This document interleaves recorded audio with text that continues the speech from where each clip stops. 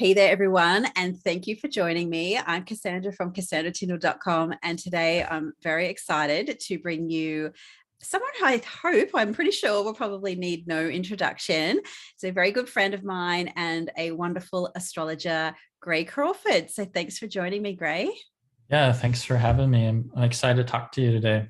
Yeah, so the reason that we've put together this video for you is that I invited Gray, and I'm so glad that he accepted the invite. And that was to be a contributor for Australia's WellBeing astrology guide, which has just been released recently. So Gray was wonderful enough to write the article about Jupiter and Neptune. So, Gray, I'd love for you to share firstly a little bit about your work as an astrologer, how you got into it, and what you're doing with yourself in astrology now.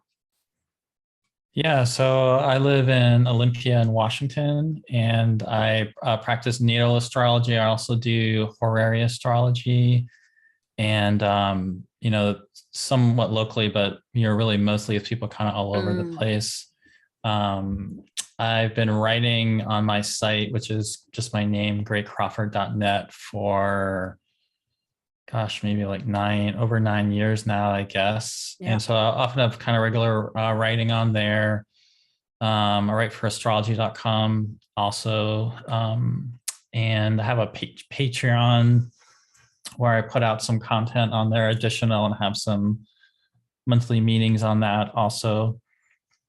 And I'll probably on the topic of Jupiter Neptune later, maybe in early mid-January. I'm thinking of doing possibly actually a series of webinars on Jupiter Neptune, just because I don't think I could just do one and have it be in a reasonable boundary of time, as we'll talk about. Yes. But yeah, probably have some other classes and stuff. But you can just check out my site, and I usually have stuff on there if I'm doing stuff coming up. Because you usually write on the lunations too. I usually write on the new moon and the full moon. Yeah, and like Mercury retrograde. I'll usually write about the Venus retrograde. Sometimes other topics too. Yeah. But always the new moon and the full moon. Yeah. So before we got on this call, I was just thinking, how long have I known Gray for? And I think we must have connected sort of quite so good, like 6 years ago at least, maybe. I think Sorry, it was. I'm pretty sure it was over 5 years ago, because I remember when we were first communicating and stuff, being excited with you that Jupiter was going into Libra. So I think it was probably towards the end, like when Jupiter was in Virgo, because I just remember like communicating with you about Jupiter going into Libra, and I think that was fairly early on since we knew each other. Yeah, I love how we kind of think about the cycles as opposed to the years. And then of course I think we met maybe through Chris Brennan's work, maybe like we were both in the Hellenistic astrology course. And I don't think it's different now, because it used to be like a kind of a portal, and you'd see people. Yeah, it had like a forum thing in it. Like a forum thing. You could see people. Yeah. So I think that was maybe how we. Yeah, we probably that might have been the Gemini risings, finding out our twins across the oceans. And then I had the pleasure of spending some time with you in 2019 when I was there speaking at NORWAC. So that was great. Yeah, we had a great time. So obviously then you are more of a traditional astrologer. Would you call yourself that? I think you're quite a blend of some kind of a blend. I'd say I learned more when I got into astrology. I was learning like that sort of 20th century style. And I really liked Dane Rudhyar. In fact, I still actually like Dane Rudhyar, which will relate to what we're about to talk about with Jupiter and Neptune. And then though I went through a period of learning Hellenistic astrology, and also I did the horary I practice is like School of Traditional Astrology, like William Lilly, more type of horary. So yeah, I at this point use a lot of like traditional techniques and that kind of thing. But then I sort of synthesize that with my perspective, which is also informed from like psychological and depth psychological, 20th century astrology in some ways. Definitely, I guess just I think in terms of like trying to just be imaginative and creative with the symbolism and kind of being in there with what it means for the client and everything, and not being real rigid with the necessarily this means this or this means that kind of thing. And I think interestingly, that's if we kind of break up the generations of astrologers into Pluto generations, and this is something I've really noticed with us being in the Pluto and Libra generation, is that a good bulk of us started learning the modern psychological, because that was all that was really kind of available. That was all there was, yeah. And then we sort of then developed fine tuning the skills with the traditional techniques, as opposed to so many people coming in now. I remember doing some lectures here in Australia around 2005, talking about Fidaria and perfections, and all sort of the people that I was learning from here in Australia were just like, what is she talking about? And I was like, we're sort of just that bridge between the old and the new, if you like. And then of course, the newer astrologers, /younger astrologers are sort of really taking that baton and, putting their own stamp on it too, which is wonderful. So when I asked you to do this work for WellBeing magazine, as I said already, really excited to have you on board and that you accepted my invite, because I really couldn't think of anybody that was more qualified to speak about Jupiter and Pisces than you, Gray, having that as a natal placement. So yeah, did you want to talk about a little bit about some of what you spoke about in the article? I mean, you brought up some to me, like mind expanding concepts around it, really interesting history about, the cycle before. And, we talk a little bit about, I guess, what we might experience, because it's been, I don't know, like a good sort of, 6 to 8 months since you wrote that piece. So, so much has changed. And as we get closer to it, we've had our first introduction of Jupiter and Pisces in May, June, July, had a little taster of it. So now we might even be able to see it with a little bit, a different perspective than when the article was originally written. Yeah, no, I'm definitely into Jupiter. I think you mean that because I'm Jupiter's sun conjunct Jupiter and Pisces in my natal chart. That's and right. My Neptune's not too far from my North Node in Sagittarius, so it's definitely a thing in my chart. And for a while, yeah, the Jupiter Neptune cycle has been something I've just been very interested in. Speaking of the 20th century astrology influences, there's an article that Dane Rudhyar wrote. I think maybe back in maybe around the 1940s, or maybe it was a 1950s conjunction. I don't remember which one it was where he wrote the article, but there's a Jupiter Neptune article he wrote that I was very influenced by, and sort of referenced some of that in the article for WellBeing. And one of the things that's really fascinating with the Jupiter Neptune cycle, for people that haven't paid much attention to it, is for something that's very, boundless, those two planets, because we're talking about, Neptune, which is sort of beyond a lot of conceptions of and boundaries of space and time, and can be very enchanting and seemingly illusionary in some ways, but also I feel like sort of reveals what is sort of the disillusionment kind of goes with it. Also actually really reveals like underlying truths to me, things about the way we conceptualize reality that isn't actually accurate, that we just think about it. And whereas Jupiter, is very connected to being within the realm of Saturn, And, Jupiter tends to grow and expand things sort of in connection with Saturn and like Saturnine forms, just like the Jupiter Uranus cycle tends to break, Jupiter out. Beyond that, it's very innovative.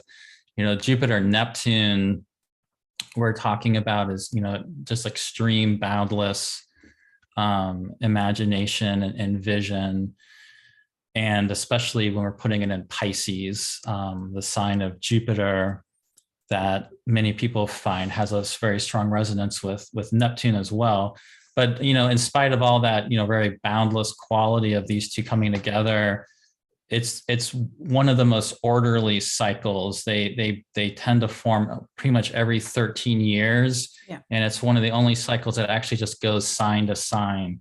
It just moves from one sign to the next. So 13 years ago in 2009, we had a Jupiter Neptune conjunction in Aquarius. 13 years before that, in 1997, there was one in Capricorn. And 13 years before that, in 84, there was also one in Capricorn, because sometimes it'll repeat. Like the 84 one was like early Capricorn, and the 97 one was more towards the end of Capricorn. Yeah. But then if you go 13 years before that, in 71, it's Sagittarius. Yeah. And so one thing that's kind of exciting is we haven't had one in Pisces since I believe like 1856. Yeah. So, none of us were obviously around for that. And it being in Jupiter's sign, I just think is really powerful, because it's in the sign of Jupiter. So Jupiter's ruling it and receiving Neptune. And the fact that we've actually had 3 in a row in Saturn signs, I think is also pretty interesting. And we're coming out of such a Saturn dominated time period. Yeah. And when this happens, we're still, within a pretty Saturn dominated time period. Saturn's still in Aquarius, and the Saturn Uranus stuff is still happening. In fact, when they come together, Mars and Saturn will be spending some time in Aquarius together, as Jupiter and Neptune are coming together in Pisces. But when you talk about Saturn Pluto and what that means, Jupiter and Neptune is very, very different. In fact, a lot of ways, I think it's sort of antithetical in just being a completely different type of quality. Whereas, Saturn Pluto can be, it does, there's obviously very positive things about Saturn Pluto that can come out of that combination, but in world events, it has often gone with, recently it was the pandemic, but there's been other past times of, totalitarian regimes and just very intensified clamping down on things and these polarized conflicts and things. And Jupiter, Neptune, the famous mundane astrologer Andre Barbeau has talked about it being the sort of unified global powers and coming together and more of a liberal, even sort of socialist tendency. In the past, things from the League of Nations was created during Jupiter Neptune. The United Nations was created during Jupiter Neptune.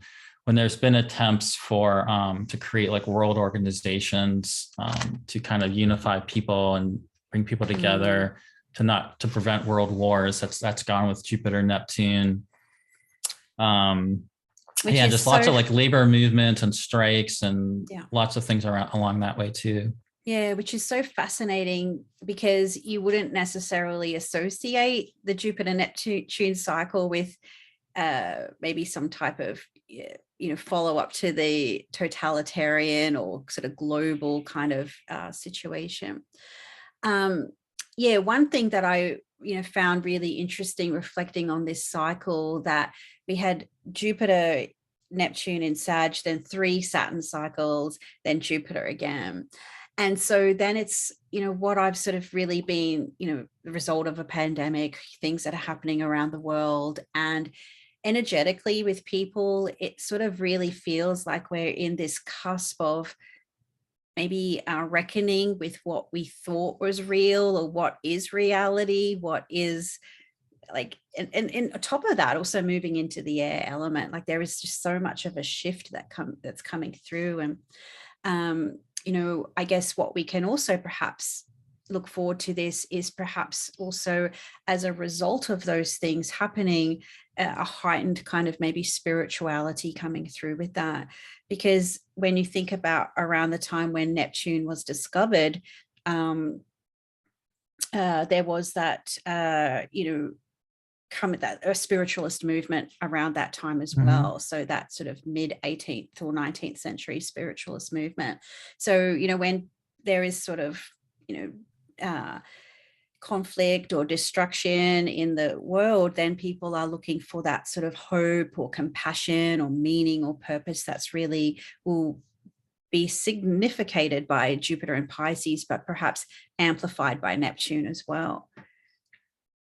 Yeah, I think, on the difficult, kind of tricky side of this conjunction, I think a lot of people are probably worried about, that whole question of reality and how there's, so many conspiracy theories out there, and things are so confusing for a lot of people. And, I think you could imagine how maybe Jupiter, Neptune, and Pisces could just like implode that even more. But I also, to your point, think about how all that stuff is already happening.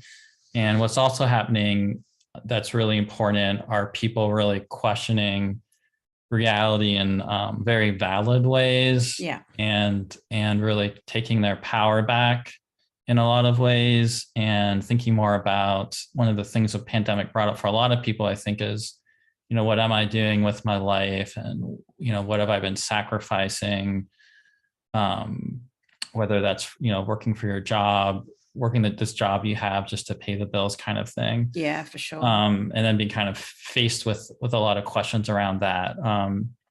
Because Jupiter and Neptune together really is, especially in Pisces, is sort of the ultimate combination for this very, expansive inner vision, and really embracing what you want to create with your life. And just seeing really beyond what you thought was what you thought was possible before for you. Yeah, definitely does have that sort of maybe imagining a new vision for the future, or taking a new pathway for the meaning and purpose that's suggested by Jupiter in particular. What are your thoughts around, maybe in some situations, either collectively or personally, that this combination could also be, almost like a great delusion in some respects? Or do you think maybe the Jupiter and Pisces, it's still Jupiter and Pisces after all, but is it almost like too much discombobulation or overwhelm or confusion potentially? Yeah, I mean, it definitely can be. But I think because part of it, I think it goes along too with when we were talking about the air era and Saturn being in Aquarius. And one of the things we can think about that is just, the information age, and who's controlling information, and, what's happening with all those, private data we all have, and everybody being on these phones, and, all this stuff that's all being tracked. And it's like this false reality in a way. Like there's this whole false reality with social media. It's not surprising with this Mercury retrograde we just had, there were all these disclosures about Facebook, for example, and what they know about their algorithms, and how that's creating, leading to whether that be suicide of teenagers, or just all the polarized political conflict and the fake information. So that side of things, I mean, that sort of reality of like controlling this information and these different social media apps and different entities can definitely get even more glamorized, and kind of, even bigger during a Jupiter Neptune conjunction. However, I mean, there's also a lot of stuff going on where there's a lot of groups already organizing, trying to organize to have unions, having more power for workers, Yeah. taking more power back. And even interestingly, at the I'm not a huge expert or even involved in cryptocurrency, but even Bitcoin was created like at the very, very end of Jupiter being in Capricorn, right before it went into Aquarius, where Neptune was waiting. So that came in a little bit before the last Jupiter Neptune conjunction in Aquarius, but it was pretty much right before Jupiter entered Aquarius to start that motion of them coming together. Yeah. And that's a whole thing again, where people that are into that are talking about taking, the power back over money from, banking industries and that sort of thing. So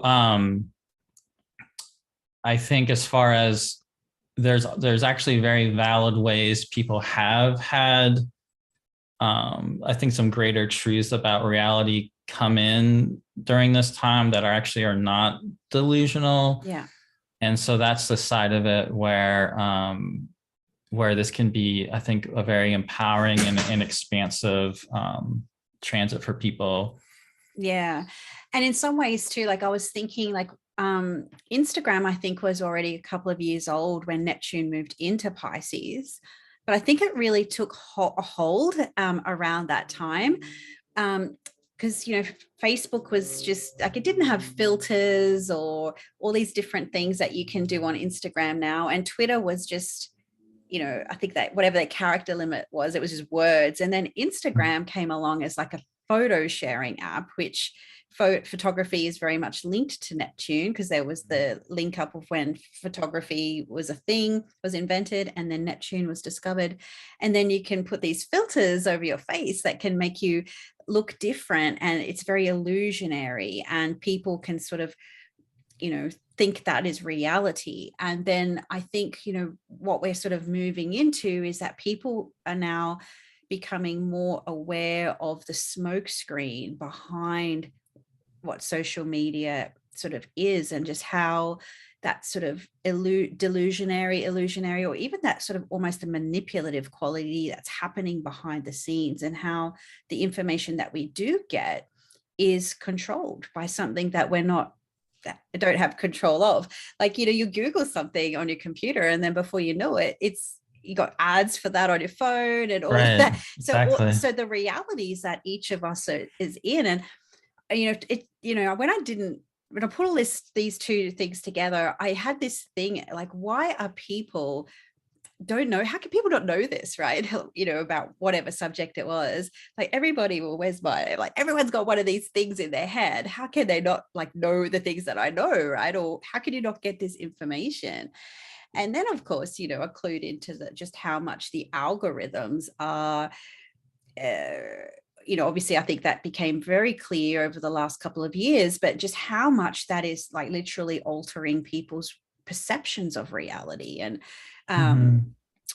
like maybe the news sources that I'm getting are very different to the news sources somebody else is getting, or what have you. So, I think that maybe this period of time can also be when you bring in the water element, which is predominantly about connectivity.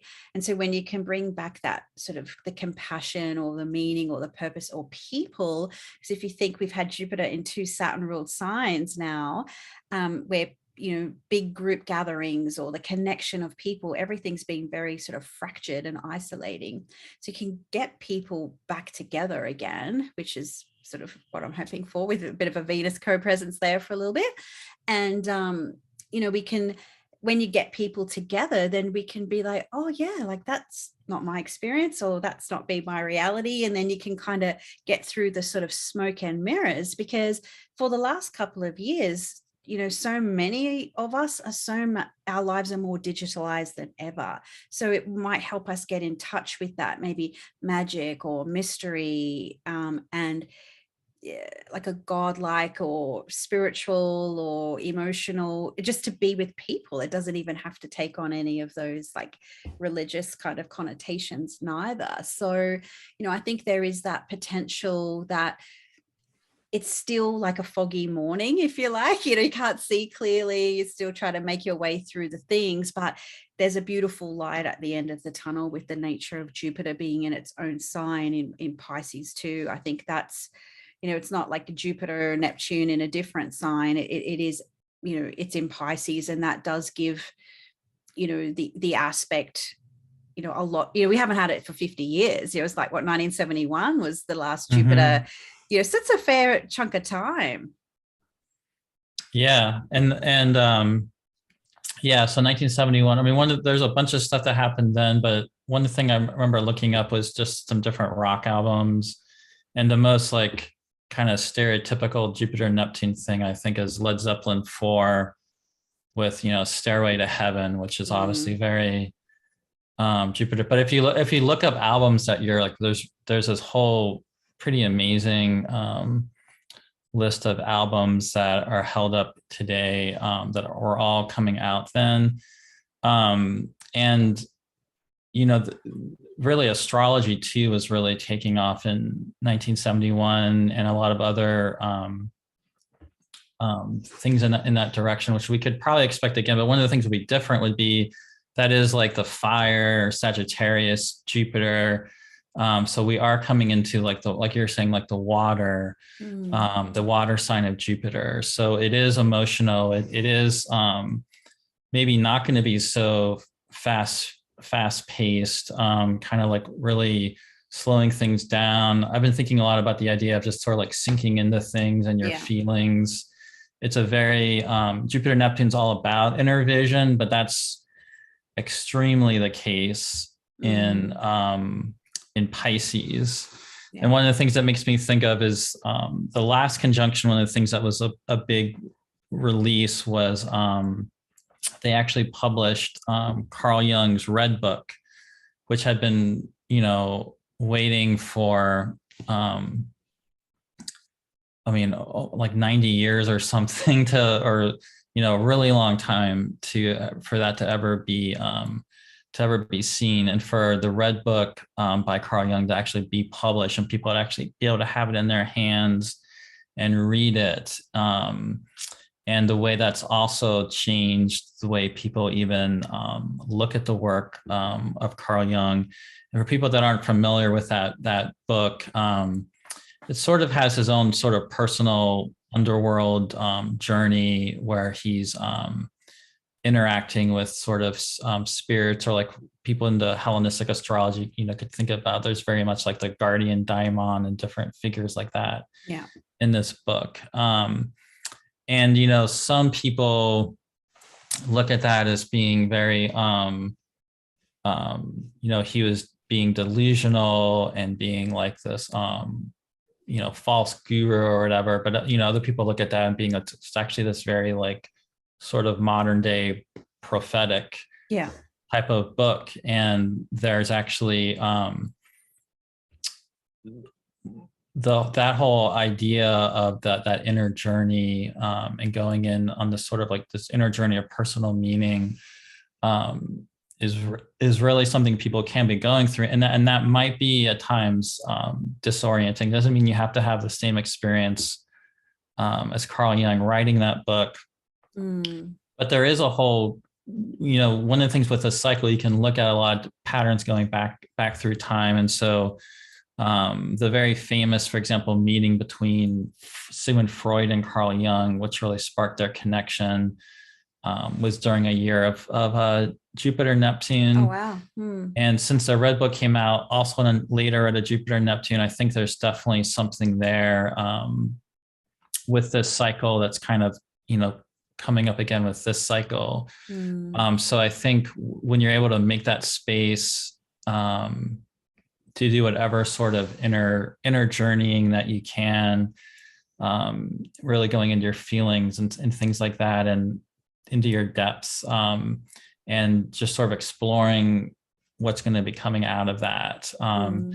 and it'll hopefully help people align more, and it might be a kind of a slower process in some ways being in Pisces, but more aligning more with like that kind of more deep, soulful kind of calling that you have with whatever it is that you want to be doing. I also think, like you're saying, though, socially it'll be really great. Just like it's a very connective quality to have, in a water sign, bringing people together. It'll hopefully help as an sort of like as an antidote to the extreme Saturn, Aquarius, Uranus, and Taurus stuff that's just really polarizing things even more and creating even more tension and kind of discord between people and that sort of thing. Yeah, for sure. And I think like with that too,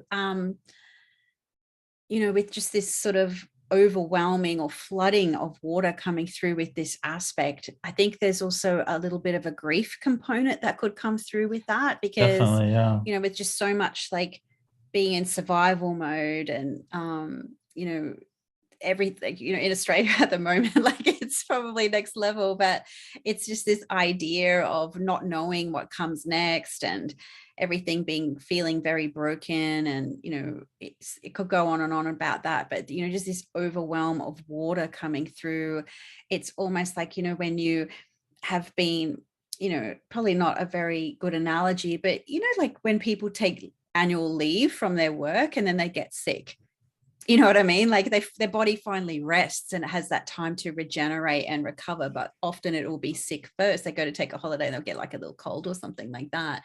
It's like when you're holding on, like white knuckling it through life for a bit, and then you get that little bit of a break or just that little bit of reprieve or release. And then you can go, oh, like, when you see the chiropractor, they finally like crack that bit and then your whole body just feels like it's all loose and relieved. And so, that could have that that emotional component to it as well, particularly if that I love that. That's really true, I think. Particularly if it involves like maybe being able to connect with loved ones that you have been separated from for a period of time, particularly if there's been the distance, like from interstate or across different countries and things like that. So it can feel, there'll be tears and all of that, I think, with Jupiter and Neptune in Pisces in particular. Yeah, happy tears, I hope. I think that's a great point about everything your body's been holding, and just the feeling of that coming through, and there might need to be time to like kind of releasing. There could definitely be some real exciting creative things that come out of this that you get real inspired and really want to work on, but there also might be like, it makes me think too of just maybe needing to make space for rest and sort of feeling into that, especially because thinking about the Saturn-Pluto conjunction, it's pretty much a almost exact sextile. The Jupiter Neptune in Pisces is going to be very closely sextiling the degree of the Saturn-Pluto conjunction. And I think that there's actually a very strong connection there from what you're speaking of, and just all of this that's been building up, what everybody's been going through. Yeah. This really being a big release point for a lot of emotions and feelings and sort of hopefully what I hope for is people start coalescing and something starts emerging out of this really long process we've all been going through these last couple of years. Yeah, I think it's sort of not to sort of throw back a little funny that we have between us, but it's almost like this cycle is almost opportunity to sort of like level up a little bit, in the sense that we have this joke between us about this wonderful chocolate we ate once, and it was like, Grace says, oh, this chocolate is next level. I bet most people don't eat this.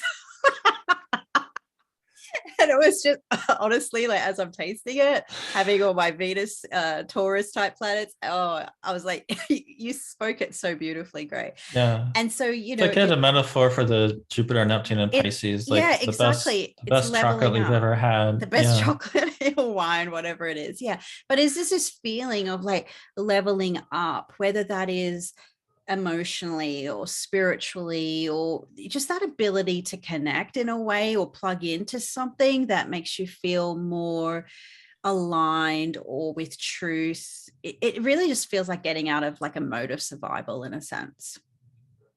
And of course, that's going to look very different to each person, depending on, so many people have been questioning, what's my life been about up until this point? What am I doing this job for? And now they, want me to do X, Y, Z just in order to keep it. And, why have I been spending all this time away from my family? Or, because many parts of our lives, the rug's been pulled out from under it. And so now we need to find a new direction, or a new sort of sense of meaning with it all.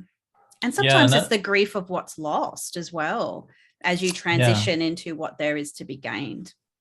Yeah, that goes to paraphrasing. I'm trying to remember. I can't remember the exact words that how Dane Rudhyar described this, but sort of paraphrasing some of his ideas in that article I referenced earlier.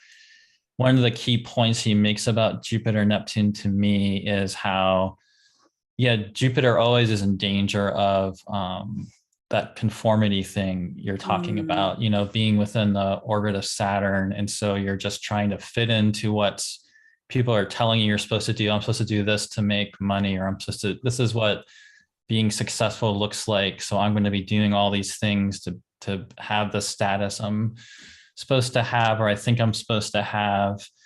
And when Jupiter comes around to Neptune, that's really getting expanded beyond that sort of sense of Saturn, or what you've been told you're supposed to be doing, to this much deeper inner, especially in Pisces. It just makes me think of like extremely soulful quality.